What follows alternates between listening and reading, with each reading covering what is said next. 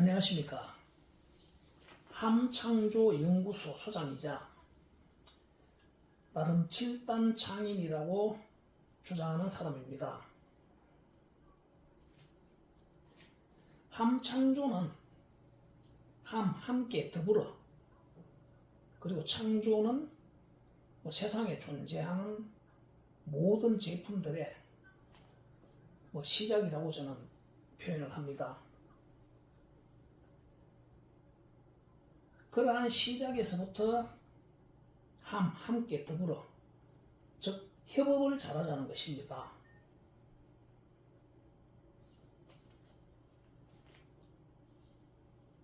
그리고 7단 창인이라는 것은 하나의 아이디어를 마치 건축 설계도나 영화의 시나리오나 오케스트라의 악보와 같이 표현할 수 있는 역량을 가진 그런 창인, 제품 개발가 이런 뜻입니다.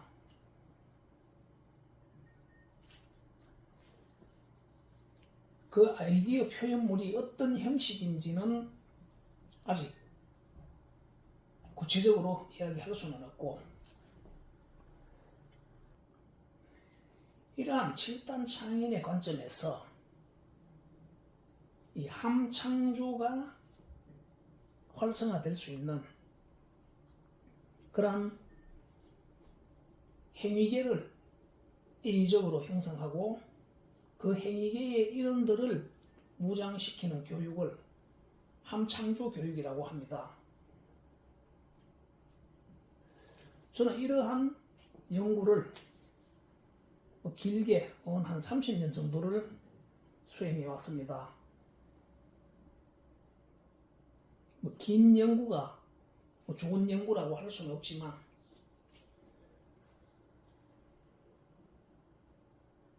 지금부터 그 난해한 이야기를 한번 잘 설명해 보도록 하겠습니다.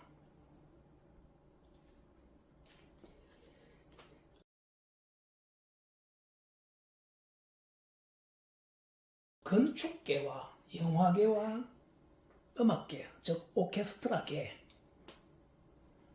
이 계들의 공통점이 뭘까요?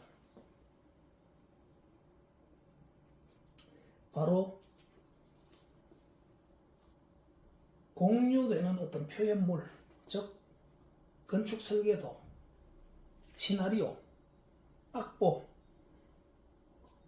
구심으로 그 생태계의 역할자들이 분협을 수행한다는 것입니다.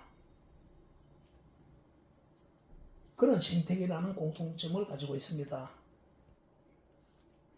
자, 이 생태계에 빗대자면 이 창조계가 이런 개념화된, 공유할 수 있는 그런 개념화된 생태계가 없다는 것입니다. 그러니까 이와 유사한 방법의 생태계를 인위적으로 형성하는 연구와 그 생태계의 일원을 무장시키는 교육을 연구했다는 것입니다. 그럼 이 행위계들은 언제부터 형성이 되었을까요?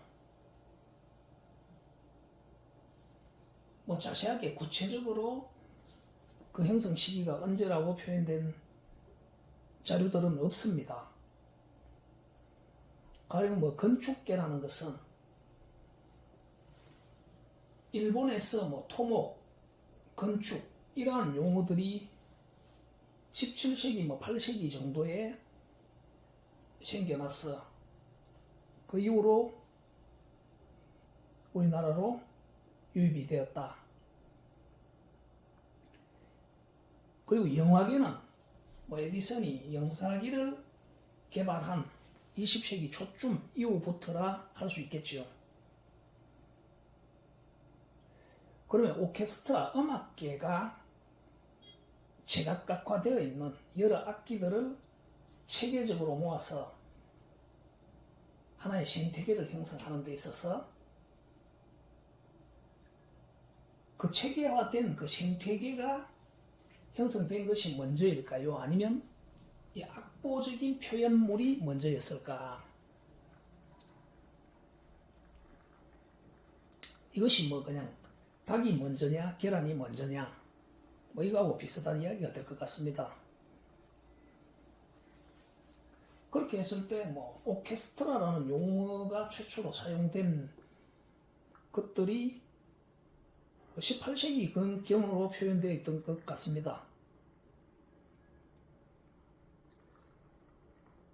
그런 식으로 서로 음질이나 음길이, 음스피드, 연주자의 연주 능력 이러한 부분들이 제각각화되어 있던 것들을 결국 악보, 오선의 콩나물 대가들이 표현되어 있는 이 악보화되어서 그 다양한 제각각의 악기들이 하나의 하모니를 표현해내는 그러한 생태계라 할 수 있을 것입니다. 자, 이와 같이 창조계를 하나의 공유할 수 있는 어떤 표현물을 구심으로 여러 역할자들이 분여법할 수 있는 그러한 행위계를 인위적으로 형성한다면 어떻게 형성해야 할 것인가? 자, 그럼 이러한 생태계를 어떻게 형성할 것인가에 대한 이야기에 앞서서 왜 이러한 창조 행위가 필요한지에 대한 이야기를 먼저 한번 해보도록 하겠습니다.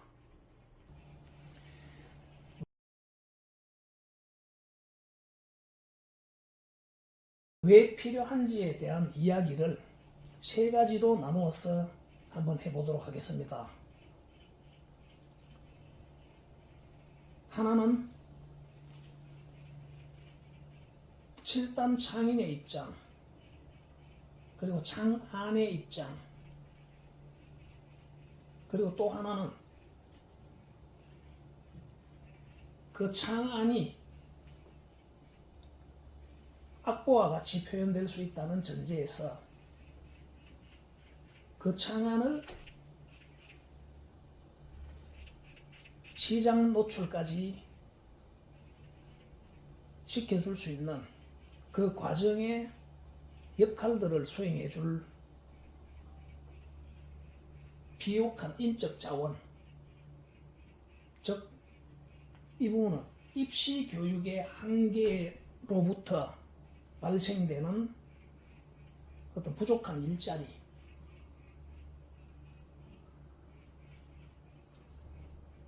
그로부터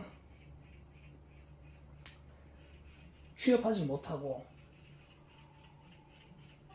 딱히 중산층이 될 방법을 알지 못하는 뭐 소상공인을 한다든가 뭐 주식을 한다든가 코인을 한다든가 이런 일 말고는 딱히 할 일이 어중간한 그러한 유휴 인적 자원들, 뭐 학생, 취업자, 실직자, 퇴직자, 은퇴자, 뭐 청년, 비청년, 이 모든 사람을 위하는 입장에서, 그리고 세 번째는 이 창조 대세기에 모든 사회국가가 노력을 해야 되는 창조 활성화를 해야 하는 모든 사회국가의 관점에서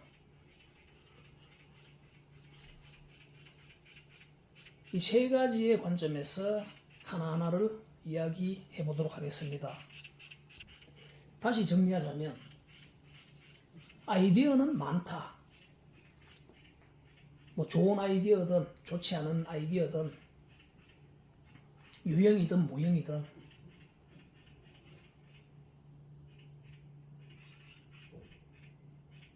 그리고 그 아이디어들은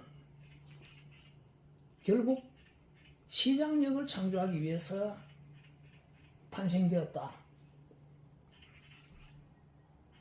그러면 하나의 추상적 아이디어가 시장력을 창조하려면 그 과정에 여러 역할들이 필요하다. 바로 이 여러 역할들을 수행해 줄 수 있는 충분한 그리고 비옥한 인적 자원들이 지금 우리 사회에 방치되어져 있다. 그리고 이들을 위해서 뭐 교육 예산이든 스타트업 벤처 창업에 관련된 예산이든 많은 사회적 합의금들이 투입이 되고 있지만 효율적으로 체계적으로 좀 쉽게 이해할 수 있는 서로 간의 어떤 분협업적으로 잘 융합되지를 못한다는 것입니다. 자, 이런 맥락에서 자, 아이디어는 많다.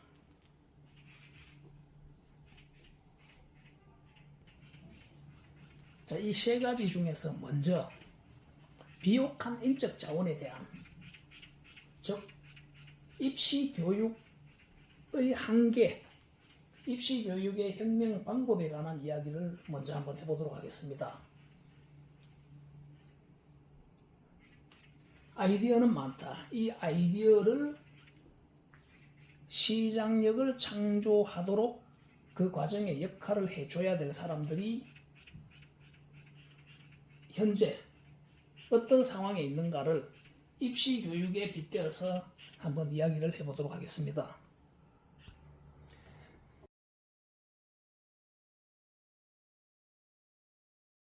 신의 창조가 아닌 인간들이 수행하는 창조 행위는 곧 세상에서 교환되는 80억 인간들이 교환하는 모든 재화 용액입니다. 그것이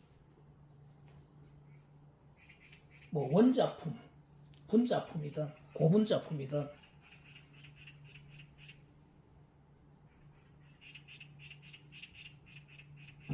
밀가루에 밀가루 하나도 교환 매개체이고 그것들이 모인 밀가루 한 포도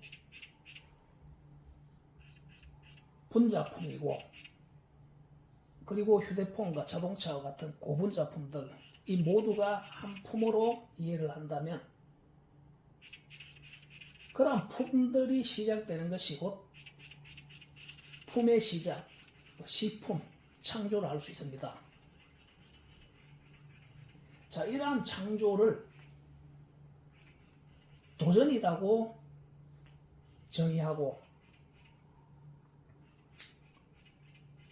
이 도전 과정에 필요로 하는 여러 분협업 역할자들을 도전자들, 복수 창조형 인재로 표현한다면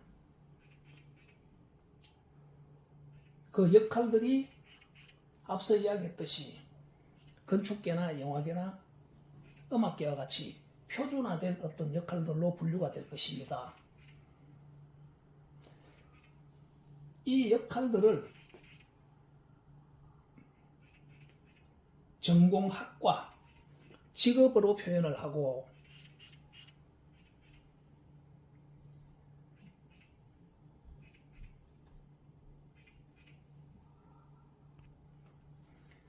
즉 그 전공학과가 있는 대학과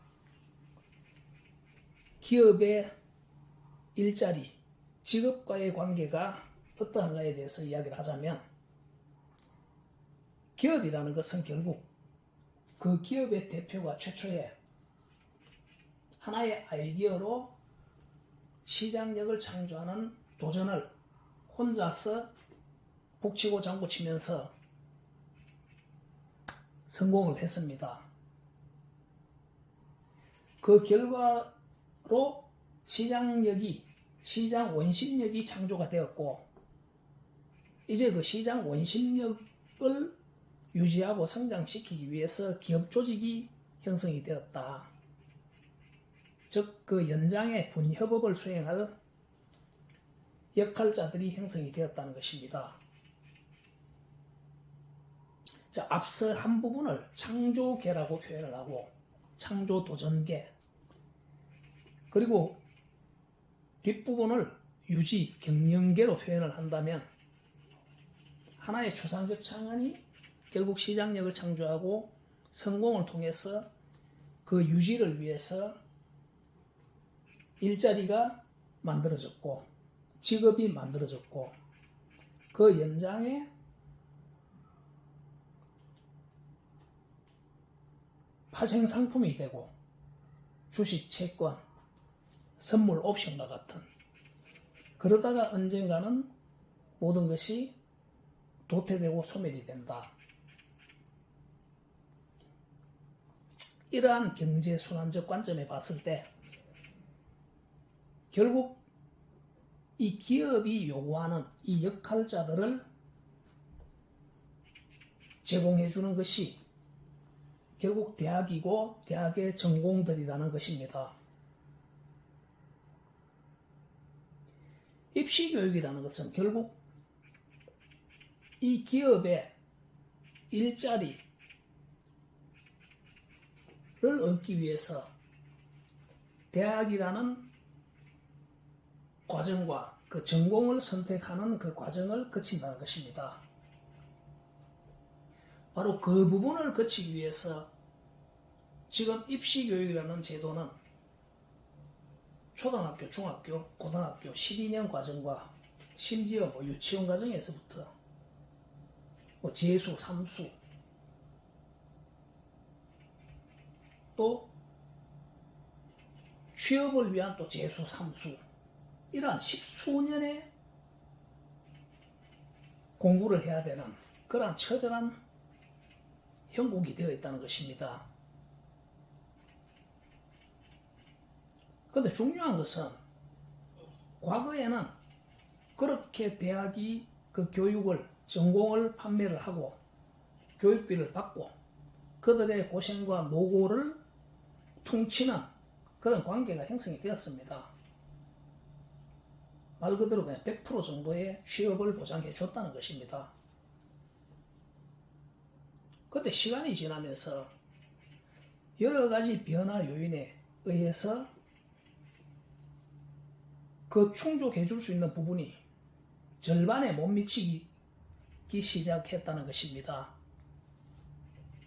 그럼에도 불구하고 딱히 이러한 입시 제도는 근본적으로 변하지를 못했다.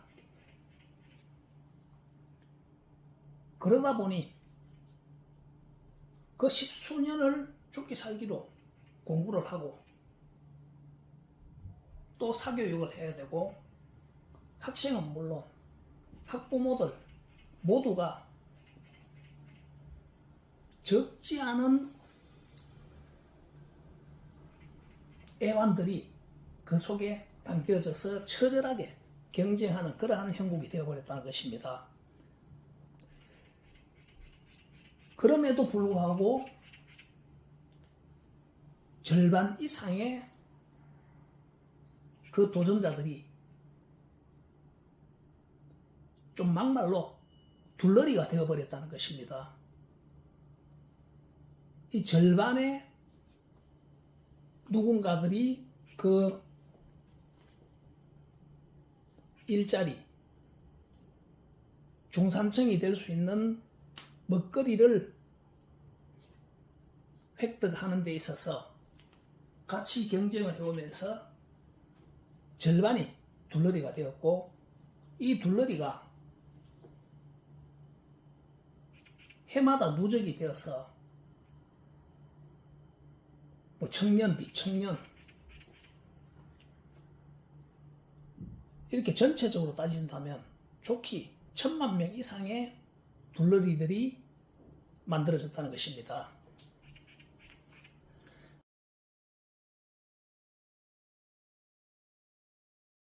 그 다음에 그들은 무엇으로 중산층이 될 것인가?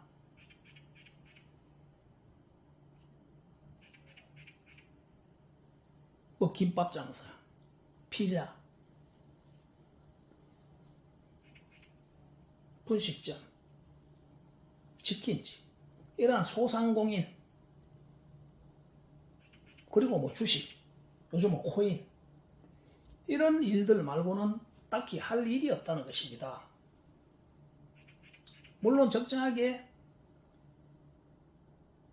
자존심을 버리고 눈높이를 낮추어서 뭐 3D 업종이든 중소기업이든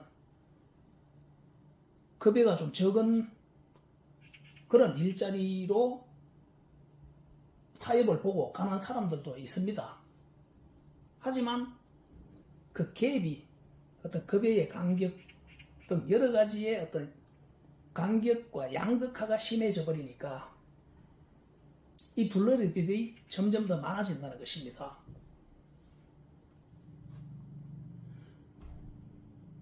지금 현재 그러면 이러한 둘러리들을 위해서 지도자들이, 정치, 정책 지도자들, 그리고 그 교육 기득 지도자들이 해줄 수 있는 게 뭘까요? 계속 그 성공하는 그 50%, 30%의 사람들을 위해서 뭐 변별력을 키운다, 뭐 카르텔을 형성한다, 학원들이 우후죽순으로 늘어난다. 이것이 분명히 바람직하지 않다는 것은 지금 우리 모두가 잘 알고 있습니다.